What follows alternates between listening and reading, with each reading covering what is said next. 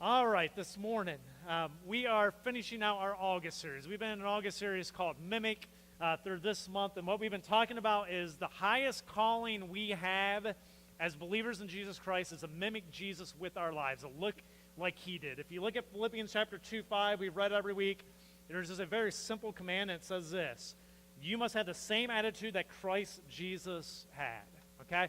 We are to look like Christ Jesus in our lives. In order to mimic someone, though, you have to know the person. So what we've done in August is we have walked through, and this will be the fourth part of it, 4 different life experiences that Jesus goes through to see how he responded, how life went for him, and how he interacted with people through it, so we can better mimic him and do those same things in our lives. So today, what we're going to do to start things off, I have 4 pictures for you. And what I want you to do, they're just pictures of people or families. And what I want you to do is just tell me what you can tell about them just by looking at the picture. So just yell it out if you can tell me some things you would assume about these people just by looking at their picture, all right? So let me put up picture number 1. This is a family. What are some things you would just assume about them looking at the picture? Happy. Let's yell them out there so I can hear them. I'm on stage. You're out there, so I got to hear you. Okay, close relationship. Looks like they're a happy family, close relationship as a family. What else? What economic background would you say they come from? Or upper middle class, okay, somewhere upper middle class. What else can you tell me? If you had to tell me what type of car they drive, what type of car do you think they drive? Minivan, okay, and what else? Do they have 1 or 2 cars? Minimum 2. What do you think the other car is? Something flashy, a little bit higher end, right? Probably a $40,000, $50,000 car or something. That would just be an assumption. Okay, all right, let me go on to the next one. Pick 2. This guy. Okay, he looks unhappy. What else could you tell me about his life circumstances and stuff like that just by looking at the picture? He looks like what? Looks like he's walking into a courthouse, okay? What else? What did you say, Jim? Chip on his shoulder, a little bit of an attitude maybe, okay? What? Single, all right? Hope none of you look like that, but okay, no. What economic background would you say he comes from? Okay, lower middle class, probably working class, blue collar, right? Something like that. How many cars would you say he owns? And what type of car would you think he owns? What's that? A pickup? Okay, pickup, Ford pickup, okay? We even got more specific. Okay, next one. This family. All right, what can you tell me about them? What, Steve? Deep in debt. All right, what else can you assume about them? Well off, okay, what else? Both probably work, okay? What else? How many cars do you think they own? 3, okay? Let's just sort these out. They probably have like a Lexus and a Jag or something potentially, and then they have like a specific sports car that he's probably working on in the garage, like an old like 68 Corvette or something. That's a side project that he has that he hires people to come work on it, okay? What else can we assume? Any other little things you can assume? Divorced in 2 years. Thank you for those encouraging notes, all right? Here we go, last one. Okay, what could you tell me about this guy? What are some things you would assume? Okay, homeless, we would assume probably homeless looking at it. Okay, what else? Potentially a dependency problem or something like that, some type of dependency problem. That I would say another thing you could assume is probably led to heartache and hard times in his life. That has led to a point that he's now, we'd assume, homeless. How many cars would you assume he owns? Okay. What else could you give me about him? Anything else? Probably single. All right. Man, you're all into divorce and single and everything else, all right? Poor Chuck. Poor Chuck. All right. How much money in his bank account? Doesn't have a bank account. All right.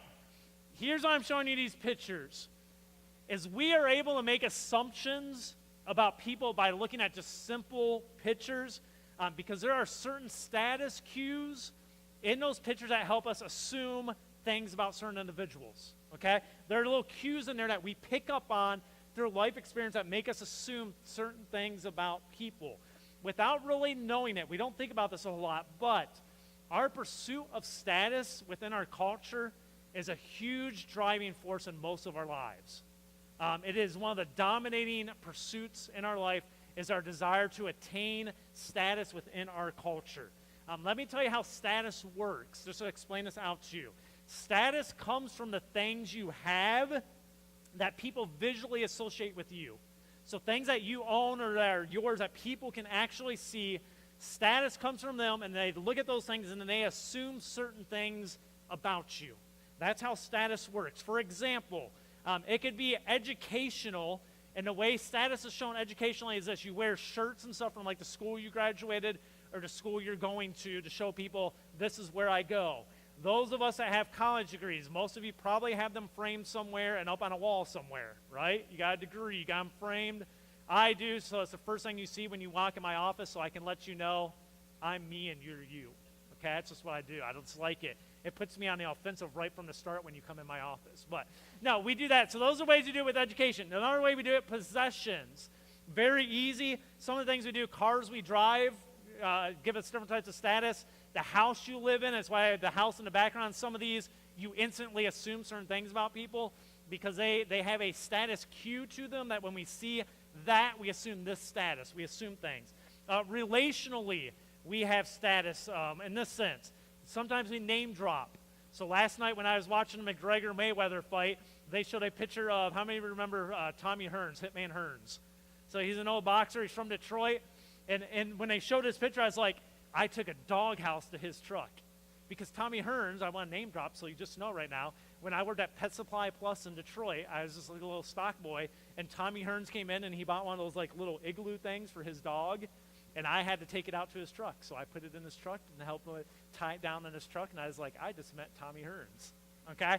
And then he smacked off to me. I was like, dude, I'll beat you down if you say that again. And he backed down. He just stepped away from me. He's like, okay, son. So that just tells you, yeah, he was scared. Tommy Hearns was scared of me. All right. But we use relationships that. Sometimes it's even with who we're dating or who we're married to. You date someone that you think's higher status than you, and it makes you feel good because I got someone that's higher status.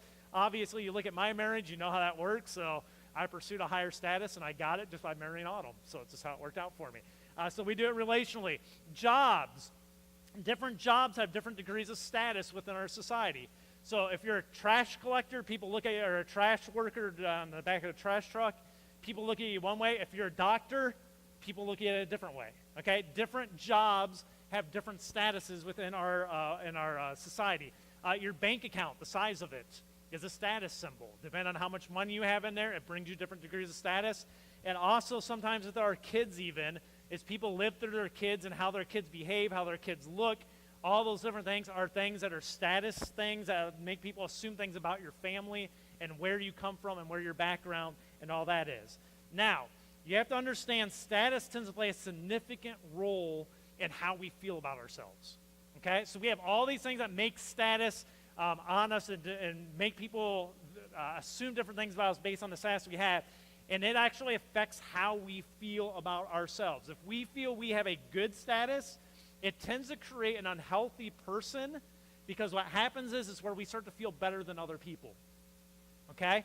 You will notice in your life, one of the things that status does, if you feel good about the status you've achieved, people that you think have less status, you tend to have just something that runs in your head, I'm better than them. I've made better decisions than them. I'm just a better person than them. And that's where it becomes a very seductive and destructive thing in your life.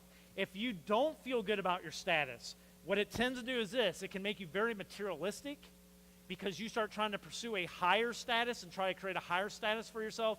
So you focus your life on getting more and more things that are status, things that up your status. Or it can make you very depressed because you can look at yourself and go, I can't ever get higher. I'm not happy with it. I don't know how to further my status. and some people kind of tune out and get depressed about their status. The reason I tell you this stuff is this. Status really affects how you feel about yourself. Let me just give you how it's worked in my life and see if you can relate to this. And just real quick before I start this, I always ask for you to kind of give me a little bit of grace when I talk about my own life, because we all are from different circumstances, different places. So it's easy when you're up on stage talking about your own life. People hear things and interpret it away and go, oh, I'm offended or not offended. Just give me a little grace. I'm just sharing with you my life a little bit of how status has affected me in my life. Here's what I would say. 1 year ago, and this is where I was. I lived in a home well beyond my dreams. I grew up pretty much, you could say, in poverty, pretty poor. We didn't have much money. We didn't have a great house, anything like that. A bunch of 5 family members living in a 900 square foot home, little house. The house we lived in a year ago, me and Autumn used to say this even after living there for 10 years. We'd wake up at times and look at our house and go, I can't believe we live here. Okay? That's where we just were a year ago. We lived in this house that was beyond our dreams, never dreamed of it. We lived in an area that I thought was completely unattainable to me when I was younger. We lived up in Owasso, beautiful place up there. Everything was new, everything was growing. When we moved into our house, it was just built. We lived there, brand new neighborhood, everything up there. But those that are from Tulsa, you know it's exploded like over the last 15 years. Like that's just a whole different place up there. So we were up there, and you're just going, I can't believe this is the area I live in. My kids went to an unbelievable school and an unbelievable school system. I still say this. My kids went to we go Bovers now. They went to Barnes Elementary, and it was literally like a resort from what I grew up in. Like I grew up in just run-of-the-mill little school. My kids, you walk in, it's like all themed like a park, and like you walk into the gym, and it's like a movie theater you're walking into, and there's light things on the walls there, like look like park lights throughout the hallways. And I remember telling my kids all the time, this is like a country club resort. This is like insane, the school building you go to. And the educational system they had up there was superb. Up in Owasso, good educational system. Kids were getting good education. At the same time, driving nice cars, go on vacation whenever I wanted to, been all over the place. And I can truly say this, I felt good about what I had achieved in my life. I'm just being honest with you. I felt good. I held my head high, and I marveled at the status that I had achieved in this life. And that's where I was a year ago. For me personally, I had nowhere else I wanted to go status-wise, and I was totally content at that point in my life. Now, some of you might look where we were and go, oh, you could have gone a lot more higher up in status. Some of you would look and go, that's incredible where you are. I was at a point where I just went, I'm totally content. I'm at a place I never dreamed, and I'm content where I currently am in my status. What I want you to understand is that's how status works, okay? It affects us emotionally. The stuff we have, the things we own, the places we live, it affects us emotionally, and it makes us feel certain ways. And I would just say this, it's very, very intoxicating. Very intoxicating. It's very easy to make that the thing that runs and dictates your life.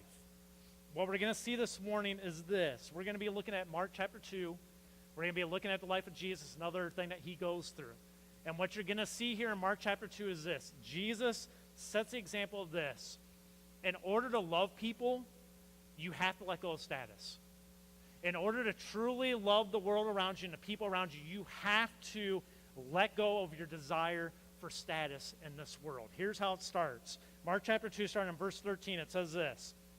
Then Jesus went out to the lakeshore again, and he taught the crowds that were coming to him. As they walked along, he saw Levi, son of Alphaeus, sitting at a tax collector's booth. Now, the rest of the morning, you're going to hear this name, Levi.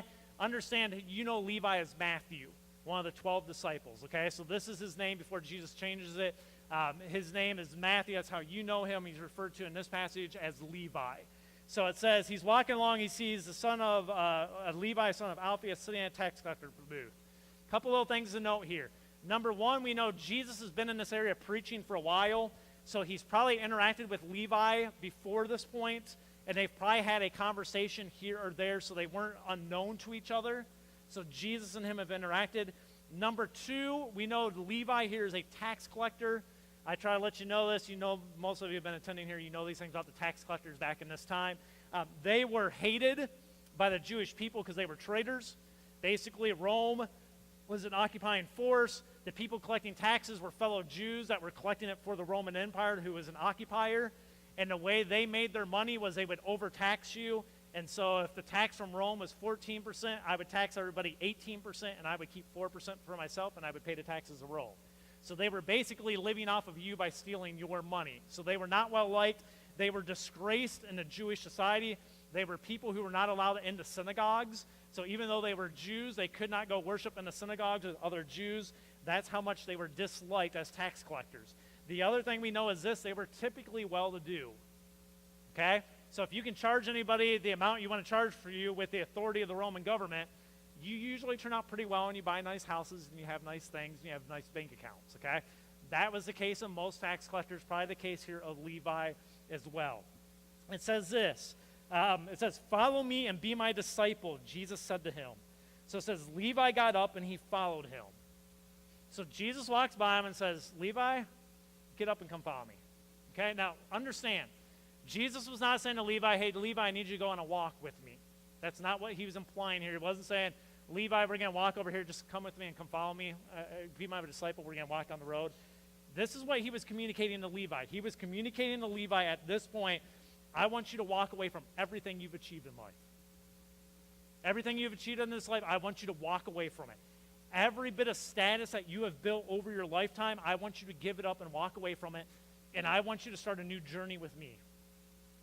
That's what his call was here. He doesn't come up and say, "Hey, Levi, I need you to walk with me and be my disciple for the next 2 weeks. Come do." He was going, "Levi, give it all up. Your status, your wealth, the things you've achieved, drop it all. Come follow me, come be my disciple, and start a new journey with me." And Levi's response is what? He gets up and follows. Levi goes, "Okay, I'm done. Let's go. Take me where you want me to take me." And he jumps up from his table and he starts walking with him. The next thing we see is this. It says in verse 15, "Later, Levi invited Jesus and his disciples to his home as dinner guests, along with many tax collectors and other disreputable sinners. There were many people like this kind among Jesus' followers." So next thing we see is he starts to follow Jesus, and then it wasn't like they were together 24/7, okay? Starts to follow Jesus, becomes a disciple of following him, and then he invites him over for dinner with a bunch of his tax collector friends and other people they hung out with who were not the greatest people of status within the Jewish society. Within the Roman society, yes, but in the Jewish circles, no. And he goes over, and he's invited there, and he goes and has a meal with these people and sits down to a meal with them. And understand at this time, if you sat down and went to someone's house and ate with them, you were expressing, "They're my friend." Okay? A little bit today, you might get invited to some people's houses that aren't your friends, and you go over, and it's kind of like a social thing that maybe we'll talk and start to connect. At this time, it was public. You were eating with someone. It was a sign of friendship, that we are friends. I care for them. They care for me. I respect them. They respect me. It was a friendship thing. So he sits down to a public meal with Levi and all these friends and sinners and stuff like that. And let me just help you understand this on Jesus' end. This is not beneficial to his status, okay? This is a PR disaster for Jesus. He is a Jewish teacher, and he is sitting down with tax collectors and other notorious sinners and having a meal with them, expressing friendship. It is a status killer, PR disaster. If he had a PR guy, he'd be going, "You can't be over there. Those are not guys you want. If you want to eat with them, wait till the dead of night and eat with them somewhere in the dark. You cannot be out in public eating with these people." This is what happens, and you'll see this in verse 16. It says this, "But when the teachers of religious law, who are Pharisees," these are the people who tell you what status means and what status is to achieve. These are people that set the system up. "They see him," and it just says, "When they saw him eating with the tax collectors and other sinners, they asked his disciples, 'Why does he eat with such,'" what? "Scum." You got to understand, Jesus was different than all the other religious teachers, okay? All the other religious teachers would have never allowed themselves to be seen around these people. They would have never allowed themselves to have these people around them and listen to their teaching because they were unworthy. And most of all, they would never have sat down and shared a meal with these people. And the reason they would never do that, it'd be a PR disaster for them. And they would not do it. And they see Jesus doing it, and they go to his disciples and go, what is he doing? You can't eat with those people in public. What is he doing? Does he not know what he is communicating here by eating with these people and showing friendship to them? This is a disaster. He cannot do this. This is their response. Verse 17, here's how Jesus responds. He says, when Jesus heard this, he told them, healthy people don't need a doctor, sick people do. I have come not to call those who think, and this is key, who think, doesn't say they are, people who think they are righteous, but those who know they are sinners. Let me read that again to you. Jesus heard them, and he said this. He said, healthy people don't need a doctor, sick people do. I have come to call not those who think they are righteous, but those who know they are sinners. You see, Jesus understood that to really love people, you had to stop worrying about building your status in the society. In order to truly love people, you had to let go of your desire to build up your status. Here's what Jesus knew. He knew that if a person was focused on building, retaining, or protecting their status, there would be individuals that they would refuse to love. Okay, and we see this all the time in our world, and you can probably see signs of it in your own life at times. If you are all about protecting, retaining, and keeping the status that you have attained in this life, certain people will come into your life that look a certain way, that have a different status place, and you will look at them and kind of go, they're not in my wheelhouse. They're not in my realm, and I'll let someone else take care of them. They're not my problem. If I go over there, I risk putting some of my status online. I'm not in for that. Jesus understood if you are here to pursue the building of your status, you would not be able to love people the way Christ loved people. Jesus illustrates this throughout his entire ministry. He is always seen, and understand, Jesus didn't just hang around with the horribles of the horribles. He had a bunch of this middle road people too, but amongst those people were also the horribles of the horribles in that society. And people were always shocked by it. Jesus, the God of the universe, the King of the Jews, the King of man, the Savior of the world, where's he born? Where's he born? In a stable. To a working class family with not a whole lot. He works as a carpenter. Okay, not great status, not some incredible guy. The God of the universe, when he comes here and lives among us, puts his status aside in order so that he can love everyone. He could have very easily been born in a kingdom, been born in a castle, had all the wealth of the world at his disposal, and he chose not to because his focus was never about building his status, it was about loving mankind. And he calls us to do the same thing. If we want to truly mimic Jesus, we must learn to let go of our status in order to love others. 1 year ago, it's been about 2 extra weeks other than a year ago, God called my family and I to kind of let go of our status in order that we could love other people better.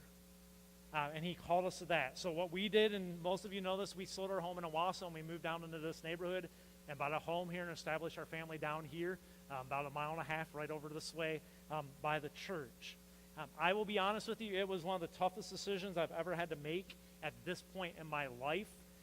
To the extent, even my wife doesn't even know all this, but the night before I finally decided to sell my home, and I was talking to the homeowner, and I was agreeing to go through with the contract and start the process of selling the house.